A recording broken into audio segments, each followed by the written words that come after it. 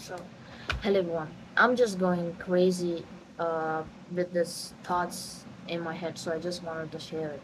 So I happened to come across this reel which just mentioned any person who has a womb is a devi, but not every person who has a seed is a shakta. So I'm a woman, so like this information was like okay, fine. It just in favor of me, but a part of me doesn't want to accept it because every time I get any information, I need to contradict it because you just don't directly consume everything because you need to have some logic, proof, on everything. So I have actually the point is not to prove what this is, but it's how I'm just going with all this information I have with me. So when I just had this information, I wanted to dig a bit deeper. So I went into his channel. So it was like a 30, 40 minutes like long video. So I was just exploring what he's like telling. He's actually a devotee of Kali. So he was just explaining Shiva and Ma Kali and every all those things. During that, he mentioned something called sadhaka and how he just connects his entire bloodline to Brahma.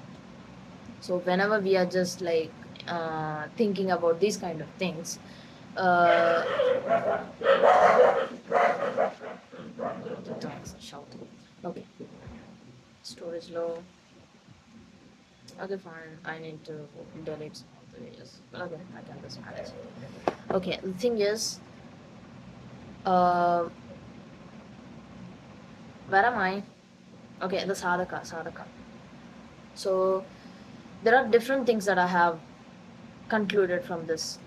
So whenever anybody is explaining something in Hinduism, I say space and time. But for a person who I'm trying to convey this information for the next generation, they can't think what space and time is. So I need to give a form to it. So that's the reason why we have idols in the first place. Like we just don't we can't just think. If I just tell you consciousness, the consciousness comes and goes. I can't just fucking imagine how even the consciousness looks like. Those are some indefinite things, but as a human, for me to understand, I need to have some finite shape or anything that should lead me to something. So to understand more and more about this science related concepts about astronomy and other things, or something even more like deeper, higher level spiritual, I'd have something finite to understand. That's the reason why we give forms. So when we talk Shiva, no, he doesn't have a snake or whatever. Snake is just a representation of time. Like he himself is the consciousness. He's bound with like the time and everything. Kala Sarpam is not really snake.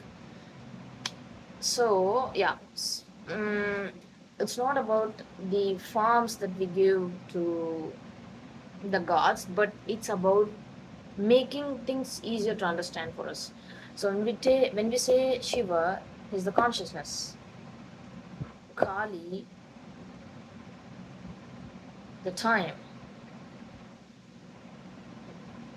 Correct me if I'm like wrong. So I'm trying to understand these concepts better. So why did I even take this topic? So yeah, the the Kali and Shakta and everything.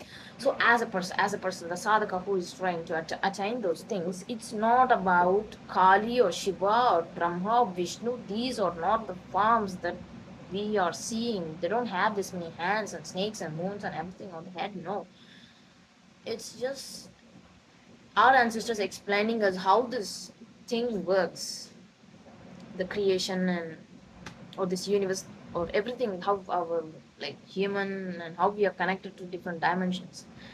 So during this process, when a sadhaka is trying to attain this, the very first thing is he need to open his bloodline till Brahma. It means we are already having the how do I say, the information is already there. It's present in the consciousness. Just think like it's already there in the cloud, and you're trying to access those files from your system. So the processor is this. This is the gateway. This is the portal. This is like a wormhole which helps you to enter into some different dimension. So you need to train this. When he mentioned something like you open the bloodline till Brahma, it means you are unlocking your way back to the top. You, your dad and your mom, the people, and then to the basic. Maybe we evolved from monkeys, so we'll go to the point of monkeys. What before that? That story, that Vishnu avatar, that explains how our human evolution happened. Till that point, you all came from water. Okay, all the molecules, that's where the life actually formed, in water. You go till there, and from there, I mean, beyond that, you're just stardust. So now, from this human level, you have gone to a deeper, like atomic level. You get it, right? From there, you just understand everything, like what just happened in the past, the times, everything. The data is already there. This is the tool. It is already present. The only thing is you need to go and unlock it. Beyond the subatomic level, you'll go till the Big Bang. Your information and everything is already like, you're just unlocking each level. It's like a game. Think it like a game. You're just unlocking it. So you have gone till Brahma. Brahma is not a form. No, he doesn't have heads. Brahma just basically explains how this creation is happening, the point, the root. And if you just attain till that point, then you just go even higher. What's even higher? That's when Vishnu thing, that galaxy, Milky Way galaxy, the Phala Samudram, I don't know, like that's the same thing, but um, those things come into the picture. So every time I say Brahma Vishnu, it's for us to understand the story better, but it's not actually um,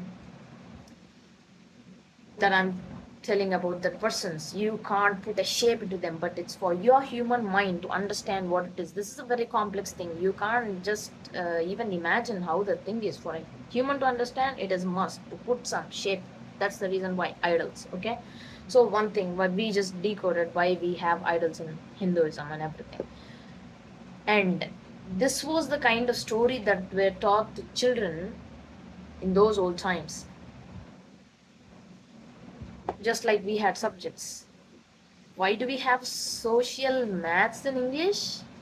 Because of this people, this industrial revolution and everything happened. They wanted laborers, workers, and all these things. That's the reason why they taught us these things, so we can be useful to them. You get it, right?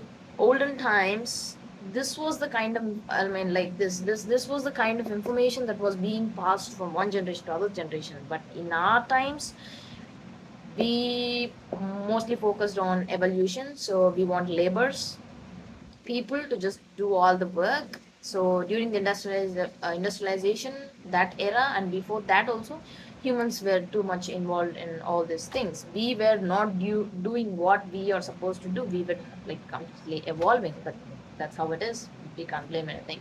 um, Another thing we just decoded, like the schools that we learned, every subject is for be us to be useful for them. Okay, the capitalism and everything and all those bullshit. At least now we should need to rethink. Okay, but whatever. Where am I? The consciousness. So Kali and Shiva.